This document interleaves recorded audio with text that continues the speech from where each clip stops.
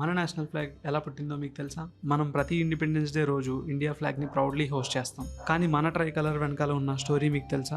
1921లో విజయవాడలో జరిగిన కాంగ్రెస్ మీటింగ్ కి పింగళి వెంకయ్య గారు ఒక ఫ్లాగ్ డిజైన్ చేసుకుని తీసుకొచ్చారు. అప్పుడు ఆ డిజైన్ లో రెడ్ అండ్ గ్రీన్ కలర్స్ మాత్రమే ఉండేవి. కానీ గాంధీ గారు దాన్ని చూసి ఒక ఇంపార్టెంట్ సజెషన్ ఇచ్చారు. ఇండియా అంటే కేవలం 2 కమ్యూనిటీస్ మాత్రమే కాదు, అందరూ రిప్రజెంట్ చేయాలని చెప్పారు. అలా వైట్ కలర్ యాడ్ అయింది. అలాగే గాంధీ గారు మధ్యలో చక్ర పెట్టాలని సజెస్ట్ చేశారు. ఎందుకంటే చక్ర అంటే కేవలం ఒక స్పిన్నింగ్ వీల్ కాదు, అది స్వదేశీ మూవ్మెంట్ కి సింబల్. మన భారతదేశంలో ఏ అవసరం వచ్చినా సరే మనమే తీర్చుకోవాలని చెప్పి, ఏ దేశం మీద ఆధారపడకూడదు, ఏ బ్రిటిష్ ప్రొడక్ట్ మీద ఆధారపడకూడదు అని చెప్పి చూపించడం కోసం యాడ్ చేసిన సింబల్ అది. కానీ ఇండిపెండెన్స్ డే వచ్చేసరికి మన కంట్రీకి ఒక నేషనల్ ఫ్లాగ్ అవసరం అయింది. అప్పుడు చక్ర ప్లేస్ లో అశోక్ చక్రాన్ని పెట్టారు. 24 స్పోక్స్ తో ఉండే ఈ చక్ర ధర్మాన్ని, అలానే ప్రోగ్రెస్ మరియు కంటిన్యూ మూవ్మెంట్ ని రిప్రజెంట్ చేస్తుంది. సింపుల్ గా చెప్పాలంటే ఇండియా ఎప్పుడు ఆగకుండా ముందుకు సాగాలనే సందేశం. ఫైనలీ జూలై 22, 1947 మన ట్రై కలర్ ని అఫీషియల్ నేషనల్ ఫ్లాగ్ గా చేశారు. ఇవాళ 147 కోట్ల మంది జనాభా ఉన్న మన భారతదేశానికి